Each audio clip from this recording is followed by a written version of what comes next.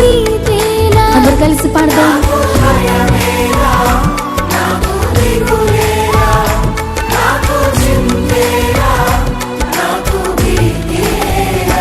నీవు నా తోడు ఉన్నావయ్యా, నాకు భయమేలా నా యేసయ్యా.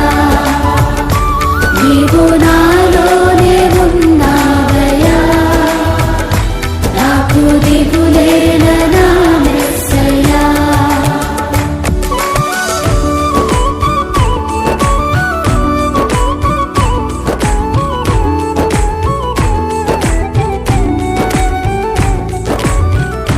మన కష్టములో నష్టములో తోడైన దేవుడు, వేదనలో ఆవేదనలో మన చెంత ఉన్న దేవుడు.